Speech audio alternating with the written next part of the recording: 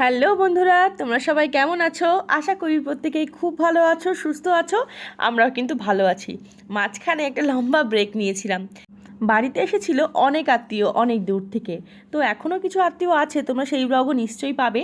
তো এর জন্যই বুঝতেই পারছো মাঝখানে আর ব্লগ মানে এডিট করতে সময় পাইনি, আর ছাড়াও হয়নি। তো যাই হোক, দেখো আজকে চলে আসলাম নতুন একটা ব্লগ নিয়ে। এই ব্লগটা ভীষণ স্পেশাল আমার কাছে, জানো তো। সবসময় আমি বলি না যে মানুষ যা চায় তাই কিন্তু সবসময় হয় না, ভগবান যা চায় ঠিক তাই হয়। তার একটা উদাহরণ আজকে আমি তোমাদেরকে বলি। আজকে হচ্ছে আমাদের সোদপুর পানিহাটিতে বিরাট উৎসব, চিড়ের মেলা। যারা নিয়মিত আমার ব্লগ ভিডিও দেখো তারা অবশ্যই জানো, আমি যবে থেকে ব্লগ স্টার্ট করেছি তবে থেকে চেষ্টা করি এই দিনের একটা স্পেশাল ভিডিও বা ব্লগ দেওয়ার। তবে প্রতি বছর তো হয় না, কখনো কখনো বন্ধ থাকে, যেমন করোনার জন্যে অনেক বছর বন্ধ ছিল, ভালো করে মেলাটা হয়নি আর আমরা যাইও নি। তো তারপরেও একবার এসেছিলাম, ঠিক ভালো করে মানে এনজয় করতে পারিনি, মাঝখান থেকে ফিরে যেতে হয়েছিল। তো আজকেও ভেবেছিলাম যাবো না। তো সকাল থেকে রেডি হচ্ছিলাম, আমি আর আমার হাজব্যান্ড একটু পোস্ট অফিসে যাব। হাজব্যান্ডের ফাঁকা ছিল আর আমাদের পোস্ট অফিসে একটু দরকারি কাজ ছিল, খুব দরকারি। তো সেই উদ্দেশ্যে রেডি হচ্ছি। তো সকাল থেকে আমার মা বাবা ফোন করছে, যাবি তো? কারণ তোমরা তো সবাই এটাও জানো, আমরা যখনই কোথাও যাই সবাই মিলে একত্রে একসঙ্গে যাই। তা আমি বললাম যে না মা, যাবো না, তোমার জামার একটু কাজ আছে, একটু পোস্ট অফিসে যাবো, তাই আর যাবো না। ঠিক আছে, মিটে গেছে। দাদা ফোন করছে, কী রে যাবি তো? দাদা দোকান থেকে এসে তারপর ফোন করলো। তখনও বললাম না, যাবো না। এইবার যাওয়ার সময় আমার বৌদি আর পান্ত আমাকে ডাকতে এসছে একত্রে, যে যাবি, চলো রেডি হয়ে যাবে না? আমি বললাম বৌদি যাবো না, এই ব্যাপার, তোমরা যাও। দাদা আবার ফোন করেছে রাস্তা থেকে, তুই যাবি না, চল। মানে বুঝতেই পারছো, সবাই তো জানে আমরা একত্রে যাই, একসঙ্গে আনন্দ হয়। আর আমি তো বাড়ি একটু সবারই আহ্লাদি, বুঝতেই পারছো, পান্তুর মতন। এই জন্য সবাই চায় যে আমিও যাই। তো এতবার করে বলছে, এতবার না করছি, মনটা কেমন খুঁতখুত করছিল। তো রেডি হতে হতে ভাবলাম এক কাজ করি, পোস্ট অফিসের কাজটা আমি আগামীকালও করতে পারবো, আজকে চলে যাই। তো হাজব্যান্ডকে বললাম, কি গো যাবে? এতবার করে ঠাকুরের জায়গা যাওয়ার কথা আসছে, যাবে? তো ব্যাপারটা শুনে বলো ঠিকই বলেছে, এতবার করে যখন আসছে সবাই তো দেখো ভাগ্যে থাকতে হয় ঠাকুরের প্রসাদ পাওয়া বা ঠাকুরের জায়গায় যাওয়া। আর আমাদের না এই পুজোটা ভীষণ বিখ্যাত, পানিহাটির কাছে একটা উৎসব বলতে পারো আমাদের পানিহাটিবাসীদের কাছে। আজকে চেষ্টা করে সবাই কম বেশি এই দিনে এখানে যাওয়ার। কেউ সকালে যায়, কেউ সন্ধ্যায় যায়, কেউ দুপুরে যায়। আমরা দুপুরেই যাই। দাদা দোকান থেকে বাড়ি আসে, তারপরে ফ্রি হয়ে সবাই একসঙ্গে যাই। এইবার তখন রাজি হলাম তাড়াতাড়ি করে, ততক্ষণে কিন্তু মা বাবা দাদা বৌদি সবাই অটো করে পৌঁছে গেছে আগেই। আর আমরা পড়ে গেছি পেছনে। তাড়াতাড়ি করে আমরা টোটো ধরলাম, দিয়ে মাঝ রাস্তায় নামলাম, তারপরে একত্রে মানে এক জায়গায় হলাম। ফোন করে নিয়েছিলাম আগে, ওরা দাঁড়িয়ে পড়েছিল আমাদের জন্যে। তারপর একসঙ্গে যাত্রা শুরু করলাম। তবে হ্যাঁ, গিয়ে বলবো যে অনেকটা সুবিধাই হলো। তবে একটাই কষ্ট, যে প্রতি বছর এই দিনে যা গরম পড়ে, মানে রেকর্ড গরম থাকে। আর সবার জামা কাপড় চোখ মুখের অবস্থা দেখে বুঝতেই পারছো কীরম সবাই গরমে নাজেহাল, কিন্তু তবুও বলবো ভালো লেগেছে। আর আমরা না সবাই ক্যাজুয়াল ড্রেসেই চলে গেছিলাম, সাজুগুজু করার সময়টুকু পাইনি। আর দাদা বাবা সবাই আরও ক্যাজুয়াল ড্রেসে চলে এসেছে, কারণ কি দোকান থেকে দাদা ফিরলো এসে ওই ড্রেসেই চলে এসেছে, জানে স্নান করবো তার জন্যে। আর আমি না স্নান করে ওই যে বাড়ি থেকে মাথাটা ঠিকমতো মুছিনি, পুরো চুলটা ভেজা, সে অবস্থায় মানে চলে এসেছি, কী আর করবো।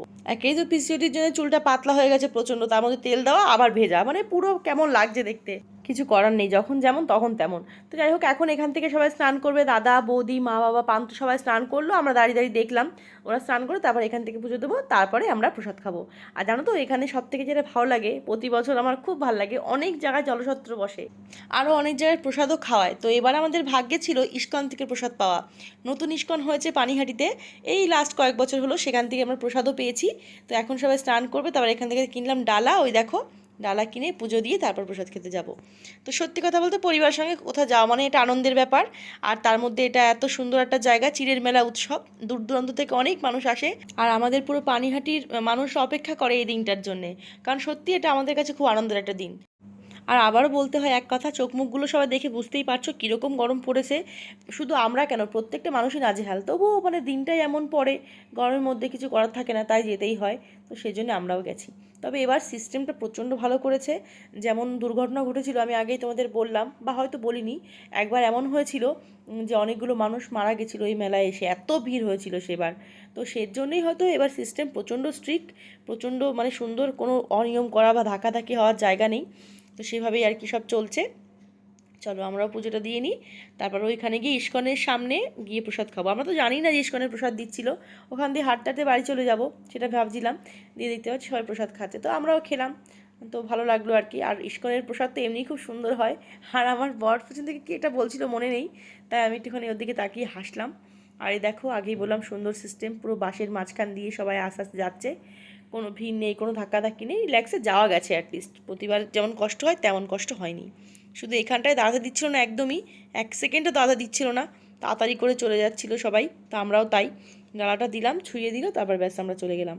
আর এখানে রয়েছে রাধা গোবিন্দ, যার জন্যেই আজকে এত সুন্দর একটা আয়োজন। সত্যি কথা বলতে চাই না এই গল্পটা কেউ জানে কি না, বাট আমার শোনা গল্প, তাই তোমাদের সঙ্গে আমিও একটু শেয়ার করি।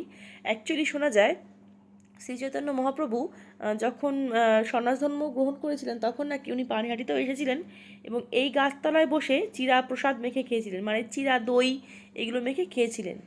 তার জন্যই হয়তো এই উৎসবটা করা হয়। এবার দেখো, আমি তো শুনেছি তাই বললাম, আমি ভুলও হতে পারি, বাট বেশি না শিওর করে বলাটাই ভালো, কারণ যদি ভুল হয় তখন একটা ভুল জিনিস সবার কাছে যাবে, সেটা আমি চাই না।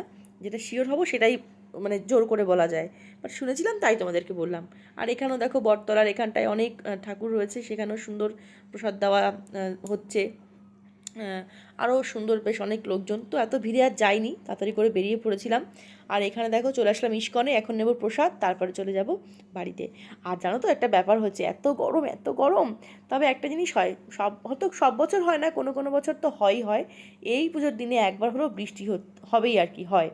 তো আমরা যেই দাঁড়িয়েছি প্রসাদ নেওয়ার জন্যে, প্রসাদ যেই দিয়েছে অমনি ঝড় উঠেছে, কি ঝড় আর তেমন বৃষ্টি, এক নিমিষে সব ঠান্ডা হয়ে গেল পরিবেশ। এত গরম এত গরম, তারপরে কিছুই ছিল না। এই দেখো আমরা সবাই এক জায়গায় বসে প্রসাদ খাচ্ছিলাম, ভাবছিলাম হয়তো কোনো বসার জায়গা নেই, দাঁড়িয়ে খেতে হবে, কিন্তু দেখলাম না, বসার জায়গায় সবাই এভাবেই বসে সবাই সুন্দর প্রসাদ খাচ্ছে, তো আমরাও সেভাবেই খেলাম।